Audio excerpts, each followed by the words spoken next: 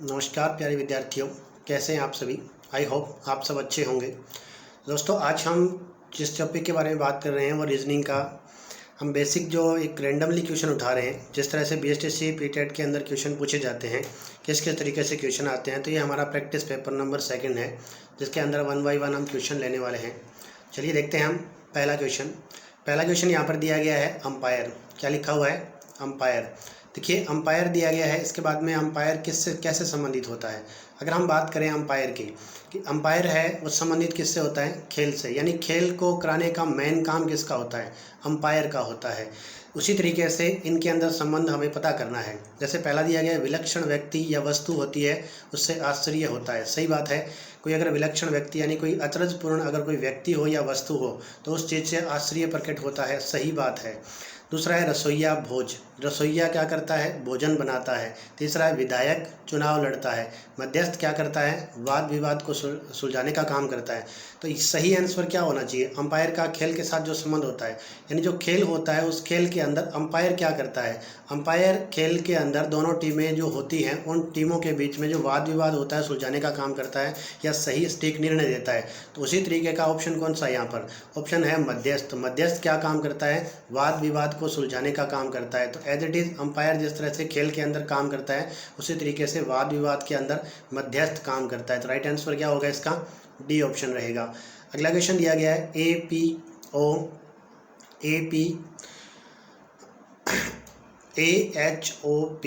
इसी तरीके से आगे देखिए क्या लिखा गया है, CKSU। उसी तरीके से BJMF। तो इनका आपस में एक दूसरे के साथ क्या रिलेशन होना चाहिए, किस तरह से हम इसको करेंगे। देखिए, स्टार्टिंग में जो चीज़ दी गई है यहाँ पर देखिए सिंगल रेशियो लिखा गया है। क्या लिखा गया है? Single ratio. यहाँ पर लिखा गया है डबल रेशियो। तो जो इस चीज़ के साथ जो संबंध होता है वैसा ही संबंध हमें इस चीज़ का यहाँ पर निकालना होता है, जो क्वेश्चन मार्क निशान दिया गया है। स्टार्टिंग में देखिए क्या लिखा हुआ है, यहाँ पर लिखा हुआ है AHO और P। अब इसका संबंध किसके साथ है? CKS और U के साथ में क्या रिलेशन है देखिएगा। तो यहाँ पर A है वो कौन से नंबर पे आता है? 1 नंबर पे आता है। H कौन से नंबर पे आता है? 8। O कौन से नंबर पे आता है? 15। और P कौन से नंबर पे आता है? 16 नंबर पे आता है। उसी तरीके से हम देखेंगे यहाँ पर क्या आना चाहिए, 3 आ रहा है। फिर कौन से नंबर पे? 11 पे। फिर S कौन से नंबर पे आता है? 19 नंबर पे आता है। U कौन से नंबर पे आता है? तो ये आता है 21 नंबर पे। अब देखिए इनके साथ क्या रिलेशन होना चाहिए। यहाँ पर क्या हो रहा है, 1 के बाद में C आ रहा है, इसका मतलब कितना प्लस हो रहा है? यहाँ पर 2 प्लस हो रहा है। 8 के बाद में 3 आ रहा है, इसका मतलब कितना प्लस हो रहा है? यहाँ पर 3 प्लस हो रहा है। कितना प्लस हो रहा है? 3। इसी तरीके से 15 के बाद में 19 आ रहा है, कितना प्लस हो रहा है? डायरेक्ट 4 प्लस हो रहा है। 16 के बाद में क्या आ रहा है? 16 के बाद में 21 आ रहा है, इसका मतलब कितना प्लस हो रहा है? यहाँ पर 16 के बाद में 21 निकालेंगे तो 5 प्लस हो रहा है। यानी प्लस तो हो रहा है, लेकिन प्लस कितना हो रहा है? 2 3 4 5, इस तरह से प्लस होता जा रहा है। उसी तरीके से हम करेंगे, स्टार्टिंग के अंदर B लिखा हुआ है, B के अंदर 2 प्लस करेंगे तो B के अंदर 2 प्लस करेंगे तो क्या आ जाएगा? D आ जाएगा। क्या आएगा? D आएगा। J के अंदर 3 प्लस करेंगे, J कौन से नंबर पे आता है? 10। 10 में 3 प्लस करेंगे तो कौन से नंबर पे चला जाएगा? 13। 13 पे क्या आना चाहिए? M के अंदर 4 प्लस करेंगे तो 13 और 4 कितना होता है? 17। 17 पे कौन सा आता है? तो 17 पे आता है Q। क्या आता है? Q। F आता है 6 नंबर पे। 6 से हम 4 प्लस करेंगे तो 10 आ जाएगा। 10 पे कौन सा नंबर आता है? तो 10 पे नंबर आता है J। कौन सा? सॉरी, 10 इस पे कितना प्लस करेंगे हम? 5 प्लस करेंगे। 6 और 5 कितना होता है? 11। 11 पे कौन सा आता है? K आता है। तो DMQK, इसका मतलब हमारा कौन सा आंसर सही होगा? यहाँ पर B ऑप्शन है वो सही रहेगा। ठीक है, चलिए हम बढ़ते हैं अगले सवाल की तरफ। अगला सवाल दिया गया है कि निम्नलिखित विकल्पों में से कौन सा विकल्प नीचे दिए हुए शब्दों का सार्थक क्रम दर्शाता है। तो आपको यहाँ पर एक सार्थक क्रम पता करना है कि इन सभी शब्दों का सार्थक क्रम क्या निकलेगा। पहला दिया गया प्यूपा, लार्वा, पतंगा और अंडा। इन सब का सार्थक क्रम क्या होगा? देखिए, सबसे पहले कोई भी जब जीव, छोटे जीवों की बात हो रही है, कीट पतंगों की बात हो रही है, सबसे पहले वो क्या देते हैं? सबसे पहले वो अंडा देते हैं। क्या देते हैं? अंडा। इसका मतलब 4 नंबर सबसे पहले आएगा। अंडे में से क्या निकलता है? तो अंडे में से एक छोटा सा जीव निकलता है जिसे प्यूपा कहा जाता है। क्या कहा जाता है? प्यूपा कहा जाता है। प्यूपा से बनता है लार्वा। क्या बनता है? लार्वा। इसका मतलब 2 नंबर ऑप्शन बाद में आएगा। और लार्वा से पतंगा निकलता है, यानी कीट पतंगे होते हैं वो लार्वा से निकलते हैं। इसका मतलब 3 नंबर ऑप्शन लास्ट में आएगा। तो 4 1 3 2, 4 1 3, 4 1 3 किस में दिया गया है? B option. तो हमारा सही क्या हो जाएगा? यहाँ पर बी ऑप्शन सही रहेगा। चलिए हम बढ़ते हैं नेक्स्ट सवाल की तरफ। एक व्यक्ति 4 किलोमीटर उत्तर में जाता है। फिर 6 किलोमीटर ठीक पूर्व में जाता है और फिर 4 किलोमीटर ठीक उत्तर में जाता है, वह अपने प्रस्थान स्थल से कितनी दूर है। हमसे यहाँ पर क्या पूछा गया है, दूरी पूछी गई है। ठीक है, सबसे पहले कह रहा है एक व्यक्ति 4 किलोमीटर उत्तर में जाता है। अगर हम बात कर ले यहाँ से कि एक व्यक्ति है और यहाँ से सबसे पहले कौन सी दिशा में जा रहा है, ये 4 किलोमीटर उत्तर दिशा में जा रहा है, क्योंकि बोर्ड की हमेशा ही ऊपर वाली साइड को उत्तर मानना है, नीचे वाली साइड को दक्षिण मानना है, इस साइड को हमेशा ही क्या मानना है, पूर्व, और इस साइड को हमेशा ही क्या मानना है, हमें पश्चिम मानना है। अगर ये कंडीशन रख दी जाए तो इस कंडीशन में सबसे पहले ऊपर जा रहा है 4 किलोमीटर, फिर 6 किलोमीटर पूर्व में जाता है। इसका मतलब यहाँ से 6 किलोमीटर पूर्व में जाएगा। कितना जाएगा, 6 किलोमीटर की दूरी पूर्व में तय करता है। फिर कह रहा है 4 किलोमीटर उत्तर में जाता है। इसका मतलब फिर से 4 किलोमीटर ऊपर की तरफ जाएगा। ठीक है, वह अपने प्रस्थान स्थल से कितनी दूरी पर है। डायरेक्ट हमसे ये दूरी पूछी गई है कि प्रस्थान स्थल से डायरेक्ट यहाँ पर कितनी दूरी पर है। अगर डायरेक्ट इस तरीके की कोई दूरी पूछ ली जाए तो हम क्या करेंगे, यहाँ पर किसी ना किसी एक त्रिभुज का निर्माण करेंगे। हम इस लाइन को थोड़ा आगे और बढ़ा लेते हैं। अगर हम इस लाइन को आगे बढ़ाएं और इस लाइन को थोड़ा सा आगे और बढ़ाएं तो ये लाइन हमें यहाँ पर मिलती हुई प्रतीत होती है। इसका मतलब हमें एक छोटा सा ये त्रिभुज बनता हुआ प्रतीत होता है। अब इस त्रिभुज की बात करें तो इसकी ये टोटल दूरी निकालनी है हमें, यहाँ से लेकर यहाँ तक ये टोटल दूरी हमें ज्ञात करनी है। तो ये दूरी कितनी है, अगर ये दूरी टोटल 6 दे रखी है, यहाँ से देखिएगा यहाँ से लेकर यहाँ तक की ये दूरी 6 है, तो ये दूरी भी कितनी होगी, 6। ये दूरी अगर 4 किलोमीटर है तो इसके जस्ट सामने ये दूरी भी कितनी होगी, 4। तो 4 और 4 मिलाकर के ये टोटल दूरी कितनी होगी अपने पास, 8 किलोमीटर। ठीक है, अब एक 8 दिया गया, एक 6 दिया गया, चौथी दूरी हमें निकालनी है, तीसरी दूरी सॉरी। देखिए इसको कैसे निकालते हैं, तो यहाँ पर एक चीज़ इस्तेमाल की जाती है जिसे पाइथागोरस की प्रमेय कहा जाता है। क्या कहा जाता है, पाइथागोरस प्रमेय कहा जाता है। पाइथागोरस प्रमेय के द्वारा हमें इस सवाल को निकालना होता है। पाइथागोरस प्रमेय के द्वारा कैसे निकाला जाता है, पाइथागोरस प्रमेय क्या कहती है कि किसी भी त्रिभुज की जो कर्ण स्क्वायर होती है वो हमेशा किसके बराबर होती है, वो होती है आधार जो होता है त्रिभुज का उसकी स्क्वायर के प्लस जो उसका लंब होता है उसकी स्क्वायर के, दोनों के बराबर होती है कर्ण की स्क्वायर। तो कर्ण यहाँ पर हमें निकालना है। आधार कितना दिया गया है, आधार दिया गया है 6, और 6 की स्क्वायर करेंगे तो कितना आ जाएगा, 36 आ जाएगा। वहीं अगर इसका लंब दिया गया है 8, 8 की अगर स्क्वायर करेंगे तो कितना आ जाएगा, 64 आ जाएगा। 64 प्लस क्या करना है हमें, 36 करना है। 64 और 36 को जोड़ देंगे तो कितना आ जाएगा, 100 आ जाएगा। इस तरफ क्या है हमारे पास, कर्ण की स्क्वायर है। जब हम स्क्वायर को हटाएंगे तो सामने वाली चीज़ किस पे चली जाएगी, अंडर रूट में। और 100 किसका अंडर रूट होता है, 100 अंडर रूट होता है 10 का। इसका मतलब हमारा आंसर क्या आ जाएगा, 10 किलोमीटर आंसर आ जाएगा। कितना आ जाएगा, 10 किलोमीटर। तो राइट आंसर क्या रहेगा हमारा यहाँ पर, डी ऑप्शन सही रहेगा। ठीक है, चलिए हम अगले सवाल की तरफ बढ़ते हैं। दिए गए शब्द के अक्षरों का प्रयोग करके नहीं बनाया जा सकता, यानी कौन सा ऐसा शब्द है जो नहीं बनाया जा सकता। हमें इन अल्फ़ाबेट को इस्तेमाल करना है और उनसे कौन सा नहीं बनाया जा सकता कह रहे हैं। देखिए लिखा हुआ है कॉर्जियस, यहाँ से इससे क्या क्या बनाया जा सकता है। पहला है सिक्योर, क्या सिक्योर बनाया जा सकता है, एस इसके अंदर है। फिर बात करें हम ए की, ए भी इसके अंदर है। हम बात करें सी की, सी भी है। यू की बात करें, यू भी है, आर भी है और ई भी है। इसका मतलब ये बनाया जा सकता है। आर्ग्यू की बात करें, A R G you, A R G you ई, इसका मतलब ये भी बनाया जा सकता है। इसमें देखिए core, C O U R S और ई, ये भी बनाया जा सकता है। लास्ट में लिखा है ग्रेस, GRACE, जी यहाँ पर दिया गया है, जी दिया गया है, आर दिया गया है, ए दिया गया है, सी दिया गया है, ई भी दिया गया है। इसका मतलब ये भी बनाया जा सकता है। ये कह रहा है नहीं बनाया जा सकता, तो यहाँ पर कौन सा नहीं बनाया जा सकता, दरअसल यहाँ पर सारे ही बनाए जा सकते हैं। लेकिन एक चीज़ हमें ध्यान में रखनी है, कौन सी चीज़, यहाँ पर दिया गया है सिक्योर। अब सिक्योर कैसे नहीं बनाया जा सकता, देखिए ये गलत होगा। क्यों गलत होगा, इसके पीछे रीज़न क्या, देखिए एस यहाँ पर दिया गया है, ई यहाँ पर दिया गया है, सी दिया गया है, यू दिया गया है, आर दिया गया है, ई दिया गया है। लेकिन ई यहाँ पर सिर्फ सिंगल एक बार दिया गया है, जबकि यहाँ पर ई कितने बार इस्तेमाल हुआ है, 2 बार। इसका मतलब सिक्योर यहाँ पर नहीं बनाया जा सकता, बाकी के 3 यहाँ पर बनाए जा सकते हैं। ठीक है, चलिए बढ़ते हैं हम नेक्स्ट सवाल की तरफ। अगला सवाल हमें दिया गया है, निम्नलिखित में से किन चिन्हों को परस्पर बदलने से दिया गया समीकरण सही बनेगा।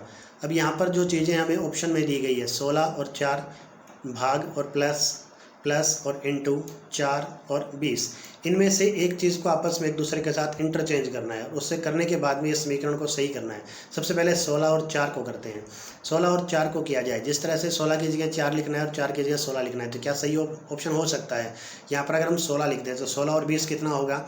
16 और 20 हो जाएगा 36। 36 को 4 से मल्टीप्लाई करेंगे तो ये कुछ ज़्यादा ही चला जाएगा, इसका मतलब ये सही नहीं आएगा। फिर देखिए भाग और प्लस कर दिया जाए। भाग और प्लस का मतलब है भाग की जगह प्लस लिखना है, क्या लिखना है? भाग की जगह प्लस और प्लस की जगह क्या लिखना है? भाग लिखना है। देखिए सबसे पहले ऑप्शन में क्या दिया गया? 20। अब इसमें हम भाग लिखेंगे, प्लस नहीं लिखेंगे, अब की बार क्या लिखेंगे? भाग। यहाँ पर क्या लिख देंगे? 4। ठीक है। फिर दिया गया है इंटू, फिर दिया गया है 4। अब भाग की जगह हम प्लस लिख देंगे। ठीक है। बाद में क्या लिखा हुआ है? 16 और बराबर में कितना लिखा हुआ है? 36 लिखा हुआ है। इस कंडीशन में देखिए क्या क्रिएट हो सकती है। अगर हम इस तरीके की सिचुएशन देखें कि लास्ट में यहाँ पर 36 हमें निकालना है, कितना निकालना है? 36। तो किस तरह से 36 हम निकाल सकते हैं? सबसे पहले देखिए 20 में भाग देंगे 4 का, 20 में भाग देंगे 4 का तो कितना आ जाएगा? 5 मल्टीप्लाई बाई क्या है? 4 है। प्लस में क्या लिखा हुआ है? 16 लिखा हुआ है। बराबर में कितना आना चाहिए? 36 आना चाहिए। तो देखिए 5 को 4 से मल्टीप्लाई करेंगे, 5 चौके 20, 20 प्लस 16 कितना होता है? 36। इसका मतलब ये हमारा आंसर सही आ रहा है। तो राइट आंसर क्या आ जाएगा?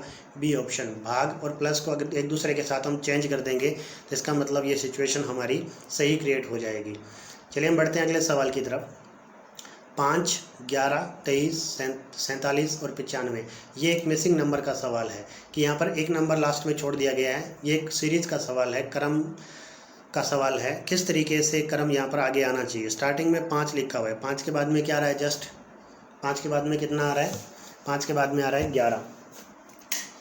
देखिए 5 के बाद में 11 आ रहा है, इसका मतलब यहाँ पर संख्याएं धीरे धीरे आगे बढ़ रही हैं। जब धीरे धीरे आगे बढ़ रही हैं तो यहाँ पर कितना प्लस हो रहा होगा? स्टार्टिंग में बात करें हम 5 की, उसके बाद में क्या आ रहा है? 11। यहाँ पर संख्याएं कितनी आगे बढ़ रही हैं? 6 से आगे बढ़ रही है। कितनी बढ़ रही है? 6। इसके बाद में दिया गया है 23। 23 में और 11 में अंतर निकालें तो अंतर कितने का आ रहा है? 12 का अंतर आ रहा है। इसके बाद में दिया गया है 47। 47 से और 23 का अंतर निकालें तो कितने का अंतर आना चाहिए? यहाँ पर आ रहा है 24 का अंतर। इसका मतलब जो ये अंतर है ये लगातार जस्ट डबल हो रहा है। 12 का जस्ट डबल हो रहा है, 24 का भी अब की बार क्या होगा? Just double. 24 का जस्ट डबल कितना होना चाहिए?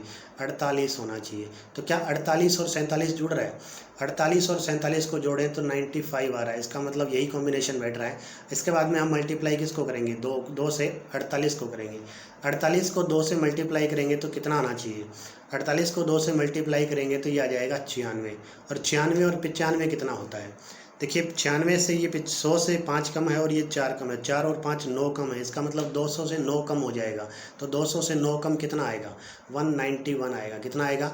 191। तो राइट आंसर क्या रहेगा हमारा? यहाँ पर बी ऑप्शन सही रहेगा। अगले सवाल की तरफ बढ़ते हैं। देखिए अगला सवाल क्या दिया गया है?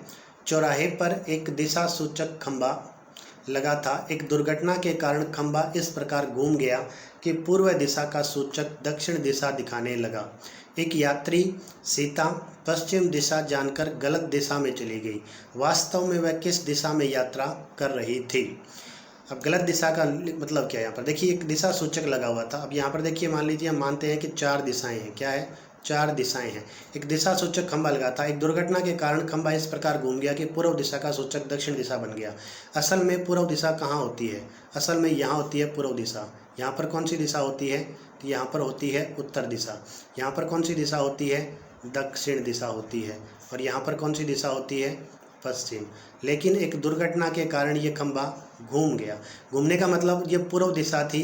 इस पूर्व दिशा को अब ये खंभा की पूर्व दिशा का सूचक दक्षिण दिशा बन गया। यानी अब इसको ये पूर्व दिशा को क्या दिखाना स्टार्ट कर दिया? इसने इसे दिखाना स्टार्ट कर दिया दक्षिण दिशा। कौन सी दिशा इंडिकेट करना स्टार्ट कर दिया? दक्षिण दिशा। अगर इसको ये दक्षिण दिखाएगा तो इसके जस्ट सामने वाली दिशा को ये क्या दर्शाएगा? तो इसके सामने वाली दिशा को ये दर्शाएगा उत्तर। क्या दर्शाएगा? उत्तर दिशा दर्शाएगा। ठीक है।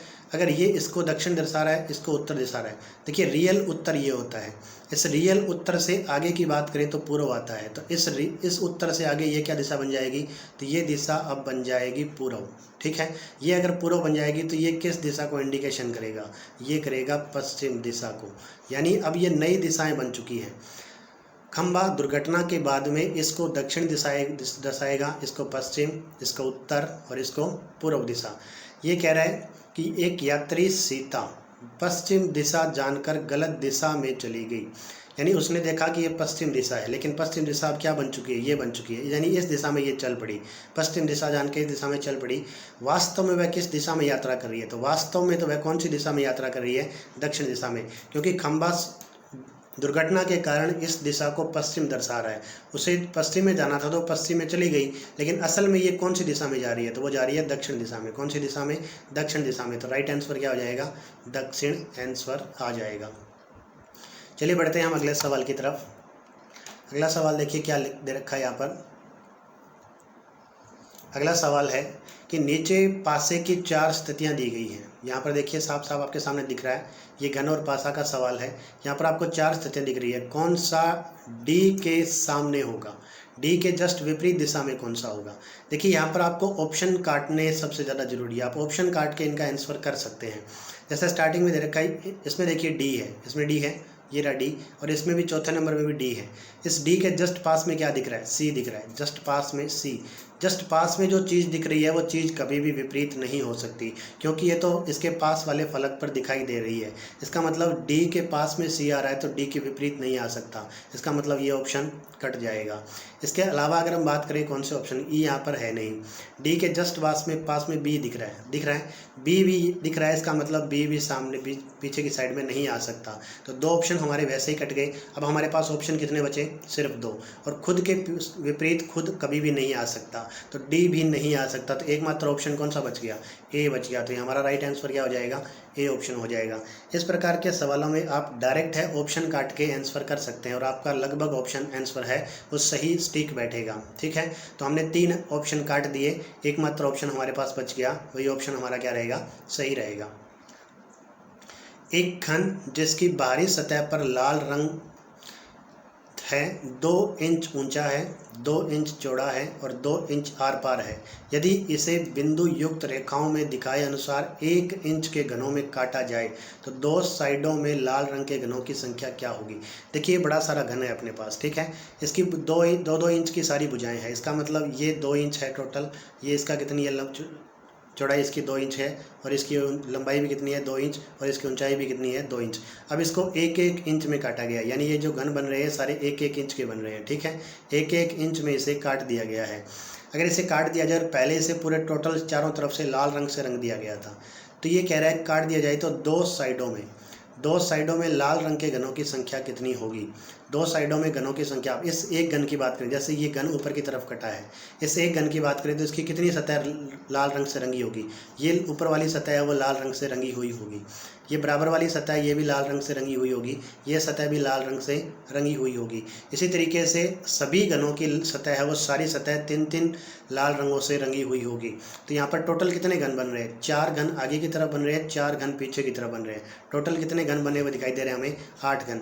और ये 8 के 8 घन कौन सी कितनी सतह से लाल रंग से रंगे होंगे, तो इनकी 3 सतह है वो लाल रंग से रंगी होगी। कितनी सतह, 3 सतह। हमें पूछा है 2 साइडों से, तो 2 साइडों से हमारे पास कोई बचा ही नहीं, क्योंकि 8 घन टोटल बन रहे हैं और 8 की कितनी सतह लाल रंग से रंगी हुई है, 3 सतह। तो आंसर क्या आ जाएगा हमारा, 0 आएगा, क्योंकि यहाँ पर कोई भी ऐसा घन नहीं है जिसकी 2 सतह है वो लाल रंग से रंगी हुई है। ठीक है, तो राइट आंसर क्या आ जाएगा, 0 आएगा।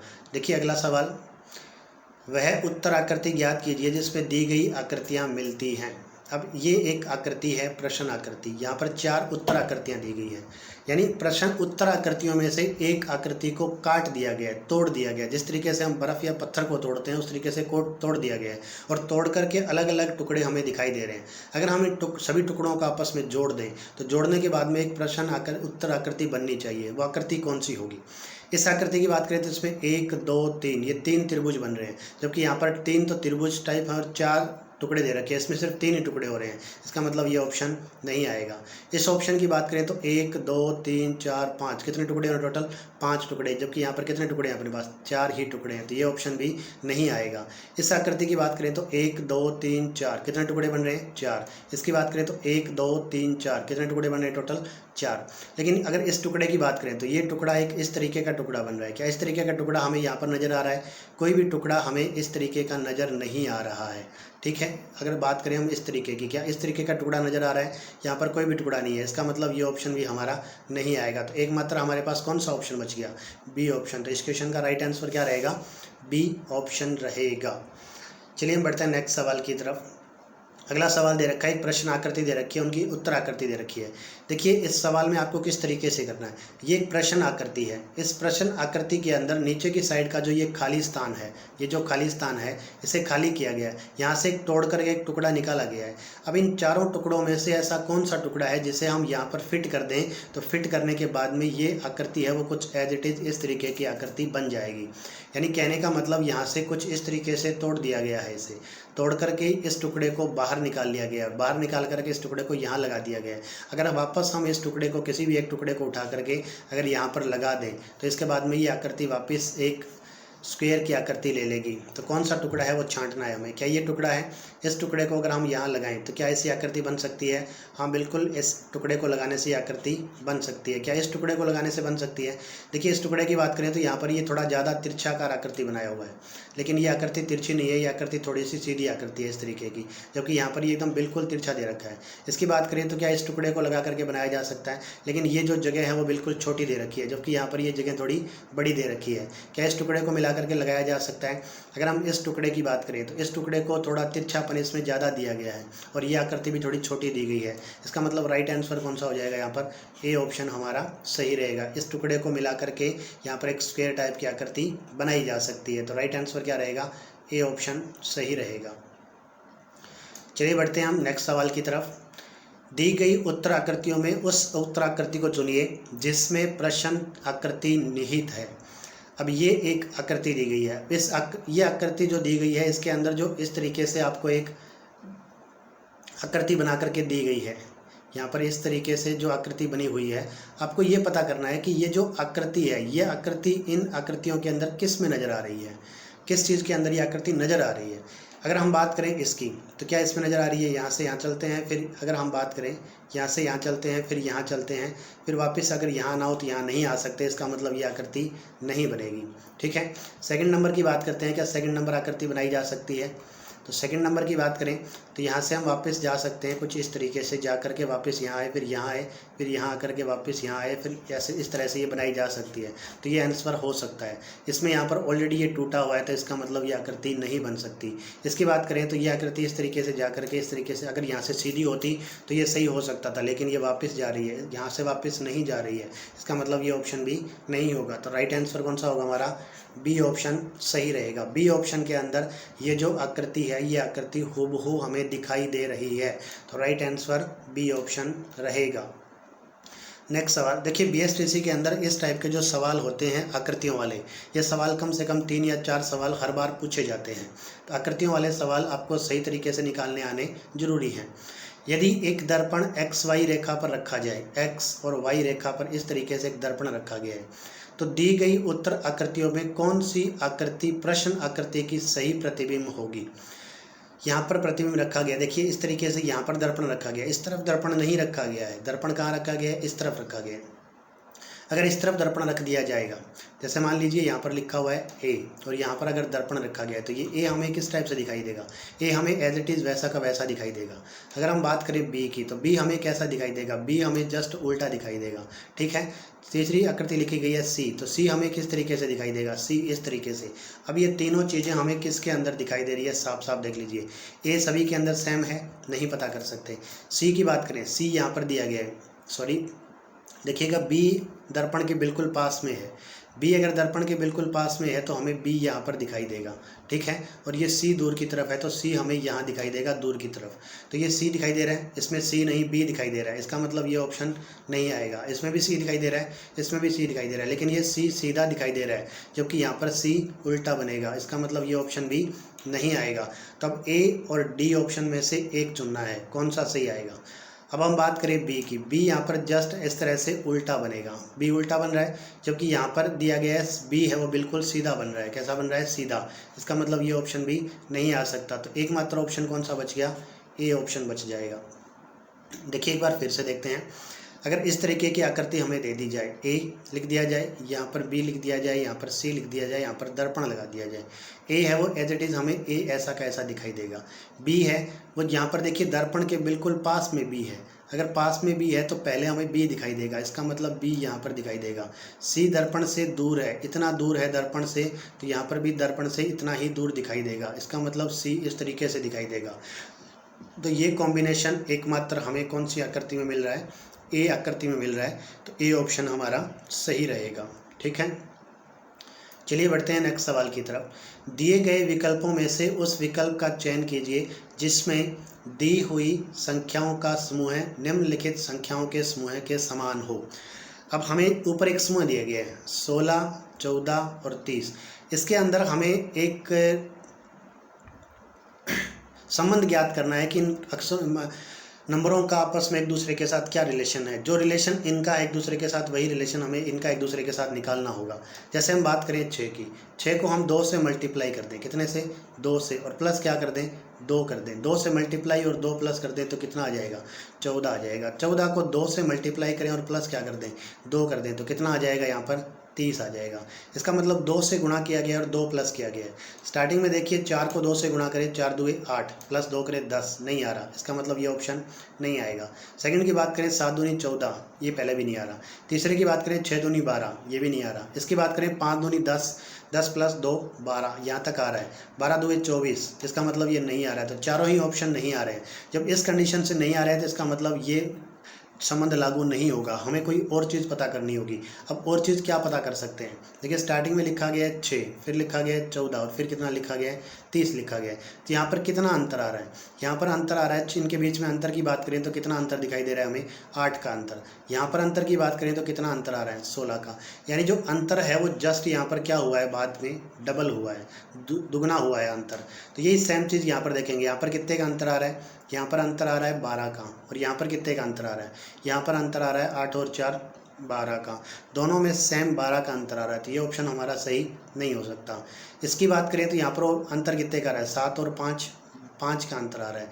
यहाँ की बात करें तो कितने का अंतर आ रहा है, 10 का। इसका मतलब ये अंतर जस्ट डबल हो रहा है। तो इसका मतलब ये ऑप्शन सही हो सकता है। चलिए हम आगे भी देखते हैं। 6 दूए 12, इसका मतलब यहाँ पर अंतर कितने का आ रहा है, 6 का। यहाँ पर अंतर कितने का आ रहा है, यहाँ पर आ रहा है 10 का। तो ये ऑप्शन भी हमारा सही नहीं होगा। यहाँ पर अंतर की बात करें तो अंतर आ रहा है 7 का, और यहाँ पर अगर हम अंतर की बात करें तो अंतर आ रहा है 8 का। इसका मतलब ये ऑप्शन भी हमारा सही नहीं होगा। तो एकमात्र हमारे पास क्या बच गया, बी ऑप्शन। 7 में 5 जोड़ा तो 12 आया, 12 में 10 जोड़ा तो 22 आ गया। पहले 5 का अंतर, फिर 10 का अंतर। यहाँ पर 8 का अंतर था और बाद में कितने का अंतर था, 16 का। यानी अंतर जस्ट डबल हो रहा है। तो यहाँ पर भी अंतर जस्ट क्या हो रहा है, डबल हो रहा है। तो यही आंसर हमारा क्या होगा, सही रहेगा। ठीक है, आई होप आपको ये सवाल बढ़िया तरीके से समझ में आ रहे होंगे। चलिए हम बढ़ते हैं अगले सवाल की तरफ। 17 नंबर सवाल अगला दिया गया है। एक व्यक्ति अपनी पत्नी से 3 वर्ष बड़ा है, यानी कोई एक इंसान है जो अपनी पत्नी से 3 वर्ष बड़ा है और अपने पुत्र से 4 गुना बड़ा है। पत्नी से 3 साल बड़ा है जबकि बेटे से 4 गुना बड़ा है। यदि 3 वर्ष बाद पुत्र की आयु 15 वर्ष हो जाएगी तो इस वक्त पत्नी की आयु कितनी है। देखिए यहाँ पर 3 चीज़ें दी गई है। अब पुत्र की आयु ये कह रहा है, पुत्र की आयु 15 वर्ष है, कहाँ है, अब है, यानी वर्तमान में 3 साल बाद है। कब है, 3 साल बाद है। अगर 3 साल बाद अगर आयु 15 वर्ष है तो इस वक्त पुत्र की आयु कितनी है, 12 वर्ष। कितनी आयु है, 12 वर्ष। तो ये कह रहा है अपने पुत्र से 4 गुना बड़ा है। 4 गुना बड़ा कौन है, उसका पिता है। पिता की आयु पुत्र की आयु से 4 गुना बड़ी है। इसका मतलब 12 का 4 गुना कितना होता है, 48 साल हो जाएगा। कितना साल हो जाएगा, 48 साल। ये पीछे की बात हो रही है, अब की बात नहीं हो रही। यानी पुत्र की आयु अभी अगर 15 साल है तो 3 साल पहले कितनी होगी, 12 साल। और पुत्र से 4 गुना बड़ी किसकी आयु, पिता की। कितने साल हो गई, 48 साल। तो ये कह रहा है एक व्यक्ति अपनी पत्नी से 3 वर्ष बड़ा है। इसका मतलब अगर पिता 48 साल का है तो इस पुत्र की जो माता है या इस इंसान की जो पत्नी है वो कितने साल की होगी, इससे 3 साल छोटी है। इसका मतलब बड़ी है, इसका मतलब 3 वर्ष बड़ा है। तो ये इंसान बड़ा है, ये पिता बड़ा है या व्यक्ति बड़ा है। अगर ये व्यक्ति बड़ा है तो ये सीधी सी बात है, ये 3 साल छोटी होगी। और 3 साल छोटी घटा दें अगर तो हम कितना आ जाएगा, 45। कितना आ जाएगा, 45 साल। इसका मतलब इस माता की उम्र या इस व्यक्ति की पत्नी की उम्र है वो कितने साल है, 45 साल है। तो राइट आंसर क्या आ जाएगा यहाँ पर, डी ऑप्शन हमारा सही रहेगा। एक्स और वाई भाई हैं। देखिए ये ब्लड रिलेशन का सवाल है। एक्स और वाई भाई हैं, दो इंसान हैं, एक है एक्स और एक है वाई, ये दोनों भाई हैं। इसका मतलब प्लस का निशान आएगा। पुरुष के ऊपर क्या निशान लगाते हैं हम? प्लस का निशान लगाते हैं, और बीच में लाइन सिंगल लाइन लगती है। जब बहन और भाई का रिश्ता हो तो सिंगल लाइन, और जब पति पत्नी का रिश्ता हो तो बीच में हम डबल लाइन लगाते हैं। आर वाई का पिता है, आर है वो पिता है, किसका पिता है? वाई का। तो इसका मतलब ऊपर वाली जनरेशन है, तो हम ऊपर वाली जनरेशन में ऊपर लगा देंगे आर को। पिता है इसका मतलब ये पुरुष है, तो प्लस का निशान लगा देंगे। एस टी का भाई है, एस है वो टी का भाई है। अब इन सभी के साथ में एस और टी का कोई रिलेशन नहीं आ रहा है, तो एक बार के लिए इस लाइन को छोड़ दीजिए। आगे वाले लाइन पढ़िए। और एक्स का मामा है, यानी ये एस की बात कर रहा है। एस टी का भाई है और एक्स का मामा है, और लगा दिया जाए, इसका मतलब ये किसकी बात कर रहा है? एस की बात कर रहा है। एस टी का भाई है और एक्स का मामा है। एक्स का मामा है, इसका मतलब इसकी कोई एक माँ होगी। क्या होगी? इसकी एक माँ होगी, और इस माँ का एक भाई होगा। माँ का क्या होगा? एक भाई। भाई तो लगेगा मामा, इसका मतलब एक भाई होगा। भाई होगा वो क्या लगेगा? इस एक्स का मामा लगेगा। और वो भाई कौन है? तो वो भाई है एस। कौन है? वो भाई एस है। एस टी का भाई है, एस है वो टी का भाई है। टी का भाई है, इसका मतलब टी है वो इसकी माँ भी हो सकती है, इसकी माँ का टी की जगह आ सकती है। एस टी का भाई टी का भाई दे रखा है, इसका मतलब टी है वो भाई है। किसका भाई है? एस का भाई है। प्लस का निशान लगा देंगे, ठीक है। टी का आर से क्या संबंध है? टी का आर के साथ संबंध पूछा गया है। देखिए इस एक्स की ये माँ है, जबकि ये दोनों आपस में भाई हैं, एक्स और वाई भाई हैं। वाई का आर पिता है। एक बच्चा है जिसका पिता आर है, और एक बच्चा है जिसकी माँ है वो ये है। तो अगर ये दोनों आपस में भाई हैं तो इसका मतलब ये दोनों आपस में पति और पत्नी हो गई। क्या हो गई? पति और पत्नी। जब ये दोनों पति और पत्नी हो गई तो पूछा गया टी का आर के साथ क्या संबंध है, यानी आर है वो इस टी को क्या कहेगा। पहले वाला इंसान बाद वाले इंसान को क्या कहता है ये नहीं निकालना होता, बाद वाला इंसान पहले वाले इंसान को क्या कहता है ये निकालना होता है। ब्लड रिलेशन के अंदर मेन चीज़ ये ध्यान में रखनी है कि बाद वाला इंसान पहले वाले इंसान को किस नाम से पुकारेगा, ये हमें निकालना होता है। तो टी का आर के साथ क्या संबंध है? आर है वो टी को क्या कहेगा? ये आर की पत्नी है और ये पत्नी का भाई है, तो पत्नी का भाई क्या लगता है? साला लगता है। क्या लगता है? साला। जबकि यहाँ पर साला नहीं दिया गया है, क्या दिया गया है?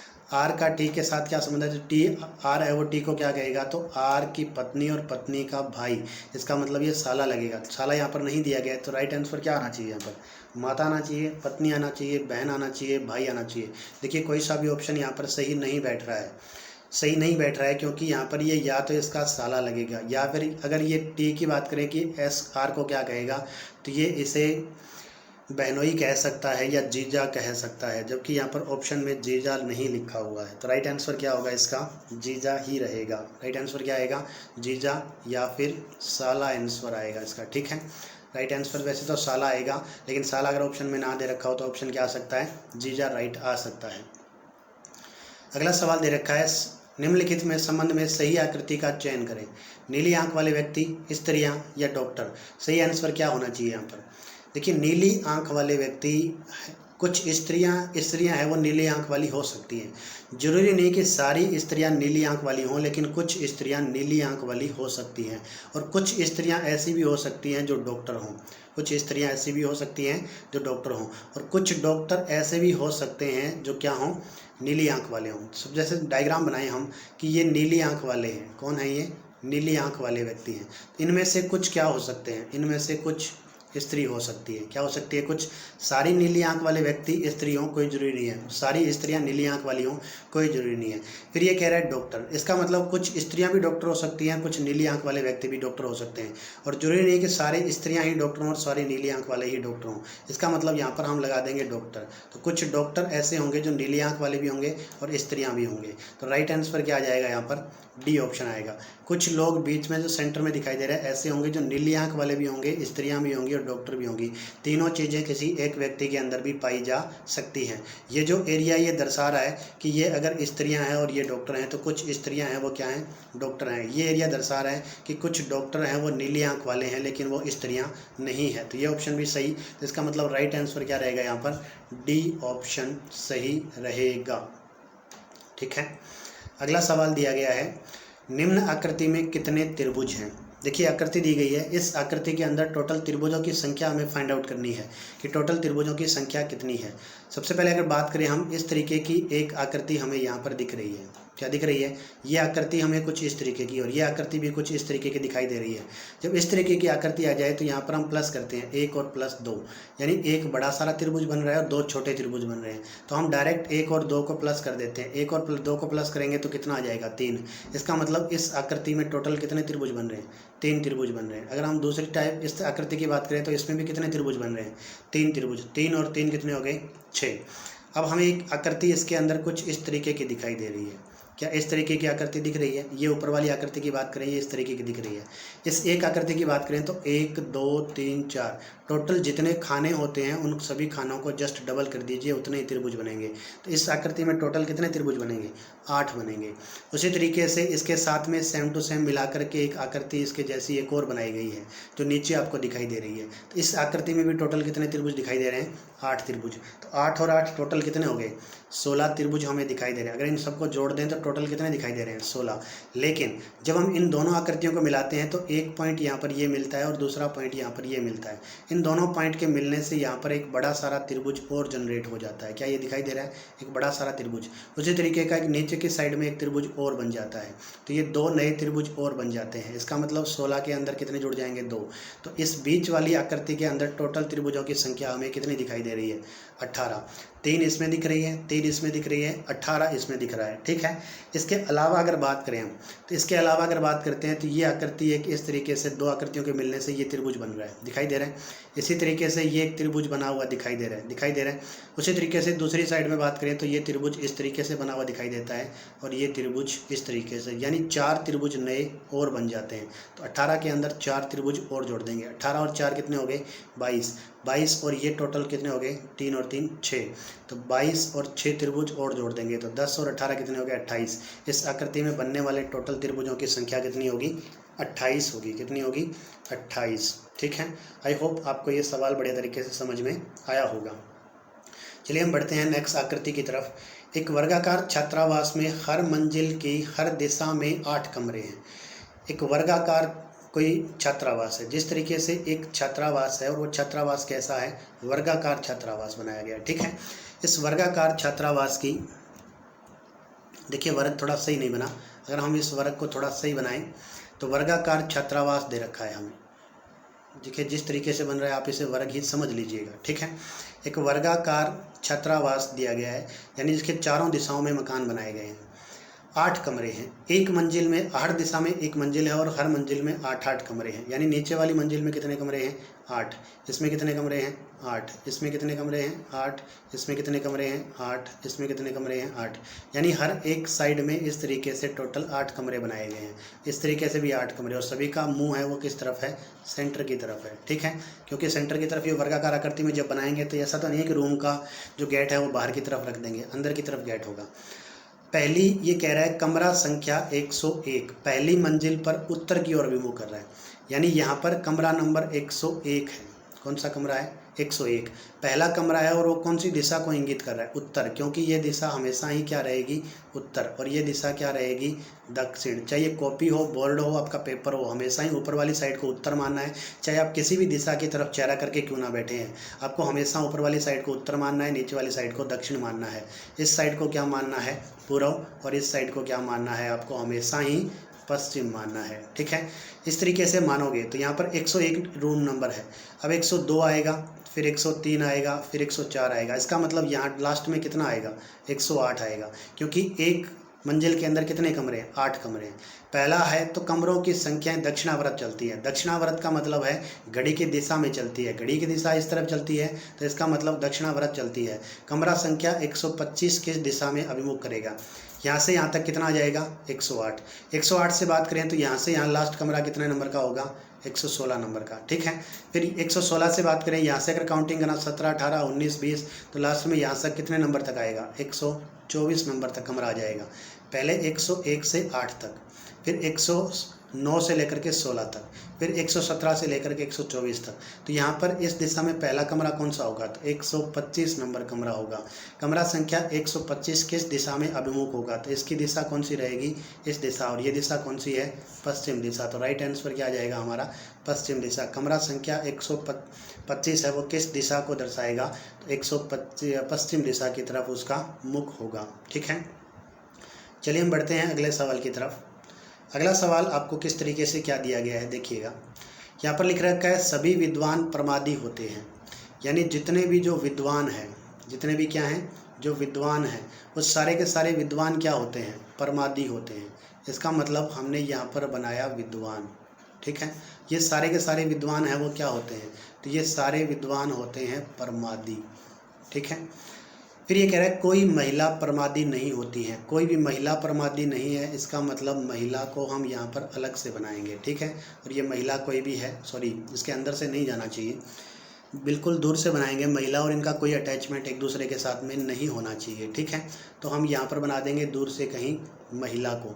तो महिला है वो कोई भी महिला प्रमादी नहीं है, ये बन जाएगा इसका वेन डायग्राम। पहला कह रहा है कोई महिला विद्वान नहीं होती, कोई भी महिला है वो विद्वान नहीं होती। सही बात है, कोई भी महिला विद्वान नहीं होती, नहीं है यहाँ पर, सही बात है। सभी प्रमादी पुरुष होते हैं, सभी भी प्रमादी हैं वो क्या होते हैं, पुरुष होते हैं। कोई महिला प्रमादी नहीं होती, कोई भी महिला है वो प्रमादी नहीं होगी। इसका मतलब टोटल प्रमादी हैं वो कौन होंगे, सिर्फ और सिर्फ पुरुष होंगे। तो यहाँ पर ये आंसर हमारा क्या रहेगा, सही, कि सभी प्रमादी पुरुष होते हैं। देखिए ये खुद कह रहा है कि कोई भी महिला प्रमादी नहीं होती। इसका मतलब जब महिला प्रमादी नहीं है तो प्रमादी होंगे सारे के सारे कौन होंगे, फिर सिर्फ और सिर्फ पुरुष होंगे। ठीक है, तो ये राइट आंसर हमारा सही होगा। तो पहला निष्कर्ष और सेकंड आंसर दोनों निष्कर्ष क्या हैं, सही हैं। तो निष्कर्ष फर्स्ट और निष्कर्ष सेकंड दोनों सही निकलते हैं, तो सी ऑप्शन क्या हो जाएगा, सही हो जाएगा। एक बार इस सवाल को आप दोबारा रिपीट कर लीजिए थोड़ा सा। ये कह रहा है सभी विद्वान प्रमादी होते हैं, जितने भी विद्वान हैं वो सारे क्या होते हैं, प्रमादी होते हैं। इसका मतलब विद्वान सारे प्रमादी के अंदर आएंगे। नेक्स्ट ये कह रहा है कोई महिला प्रमादी नहीं होती, तो महिला है वो प्रमादियों से अलग आएंगी, प्रमादी से अलग आएंगी तो विद्वान से ऑटोमेटिक अलग आ जाएंगी, क्योंकि सारे प्रमादी हैं वो विद्वान सारे प्रमादियों के अंदर आते हैं। तो महिला अलग से है, प्रमादी सारा अलग से है। तो ये पहला कह रहा है कोई महिला विद्वान नहीं होती, बिल्कुल सही बात है, कोई महिला विद्वान नहीं होती, क्योंकि प्रमादी जब महिला नहीं है तो विद्वान ऑटोमेटिक महिला नहीं है। तो पहला आंसर ऑप्शन क्या है हमारा, सही।